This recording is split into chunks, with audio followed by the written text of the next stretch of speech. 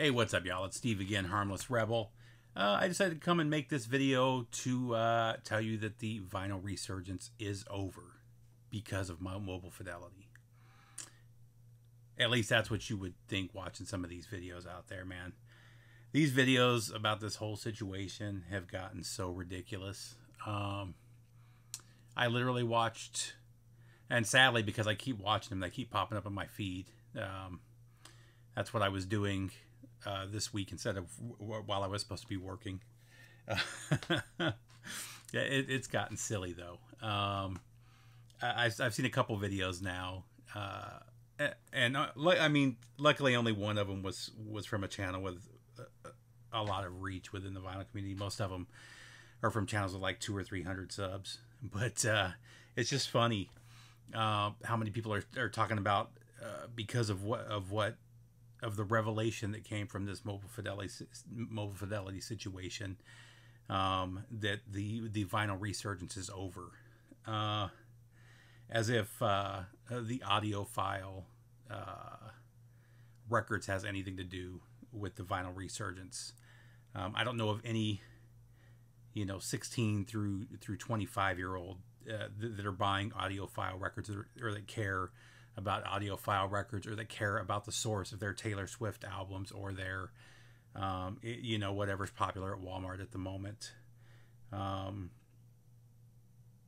It just cracks me up where some of these channels are going. I do want to say, I mentioned in the last video that I did that I would probably just stick with the SACDs. Interestingly enough, a couple of channels have done comparison videos. I saw one where they compared the Eagles, and a couple of them actually played samples of the two back to back. I don't buy, in most cases, I don't buy a CD or SACD copy of an album and the vinyl copy as well.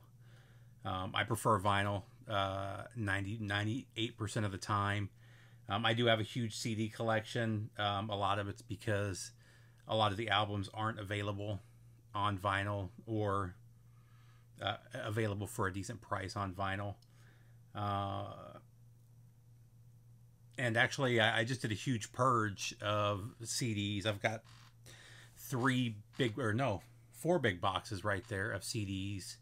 And I had 6 boxes. I sold 2 boxes worth at the last record show of stuff that I already had on vinyl, and I just don't need a CD copy of something that I already have on record. So I prefer vinyl over CDs 90% of the time.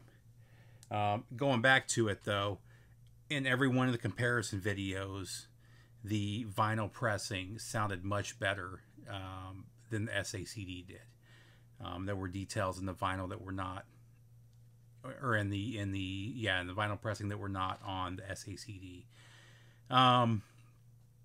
So there's that. So that may be something to consider for you guys that are inclined to buy the mobile fidelity one steps and whatnot. I'll still, is it $100 difference? But like I said, it's $130, or it's $125 for 100 for the 33 RPM one steps, and $125 for the 45 RPM one steps, and it's $25 to $30 for all of the SACDs. So is there $100 difference? I don't think so. Like I said, I've already ordered the Eagles pressings. I'm still going to get those. I'm still not sure about the Van Halens. I just find it funny how many people think that this is going to end the vinyl resurgence. Honestly, as a longtime collector, I would prefer that the vinyl resurgence ended. I miss buying records, metal records for $10, $15 an album. Albums that I bought 5 or 6 years ago and that I saw in record stores all the time for under $30 are selling for $150 to $200 right now. I mean, it's insane. I've got reissues that I bought in like 2018, 2019, where 20,000 were pressed, that are selling for $150 now. I mean, it's insane the direction that vinyl's going. Now, I know for my friends, I have a number of friends that own record stores and that sell records, and you know, it would suck for them. But for me as a collector, like I said, I wish it would end. Go back to the good times, you know. I mean, I make good money. I'm not really complaining. I can still get the records that I want, but I do miss those days. And you know, I'm just not finding stuff. You know, it used to be I'd go to the record store and find 5 or 6 great albums, and man, I'm lucky to find 1 or 2 now. And it's amazing. It's amazing how many times I'll leave a record store with nothing, or just buy some new pressing because I want to support the store. I also think it's funny the direction that this whole story has changed, because now it's become an attack on the audiophile channels. And like I said in my last video, I don't think it's unwarranted. A lot of them definitely deserve to get knocked down a peg. I've always liked Michael Frehm. I do watch a lot of his videos, but man, he has done a great job of making this whole situation about him. I think I've seen 3 situations or 3 videos of his where it's just him complaining about what this is doing to him without taking responsibility. I mean, he is one of the guys that I've seen him hold up some of these MoFi pressings as an example of why analog is better. And I'm not saying, you know, he's also criticized MoFi too for some of the pressings, but for somebody that was supposedly in the know on a lot of this stuff, you know, he's got a little egg on his face, and he should take it, you know, instead of making this, you know, about attacks on him being unwarranted, and how, you know, he's an ethical journalist, whatever. You know, he's got a whole lot of opinion, and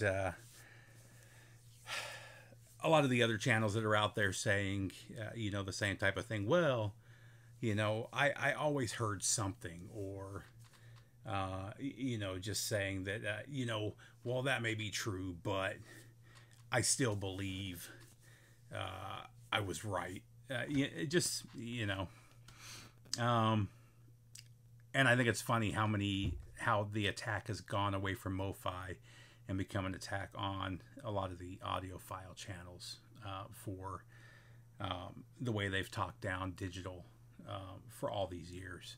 So, like I said, I find that all amusing. I also, you know, it's funny. I was talking to a friend. I have 2 friends that have said something similar, that mentioned in a way that this is a lot more widespread than people think, because a couple of the biggest record plants in the world don't accept analog tapes, and there are a couple of audiophile record labels that I know use at least one of those plants.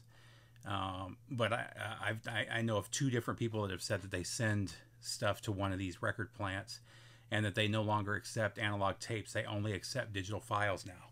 So there's that as well. We know RTI still does. Actually, RTI, Palace, and QRP are the only 3 pressing plants that I know of 100% that still accept tape. So a lot of this stuff is still it may be getting mastered from tape, but a lot of this stuff is still going through being digitized and sent to the record labels to the pressing plants to be pressed. So I thought that was interesting too. I did a little research on some of the other labels, and just like the MoFi website, a lot of their websites information is very cryptic. So that's it. I just, you know, it just cracked me up. I'm sitting here at midnight. I just got done watching another video. I got to stop watching them. And it just cracks me up, the direction this stuff is going. That's it, guys. Hope everybody has a great weekend, and I'll see you soon. My next video, I promise, will be about records. All right, later, guys.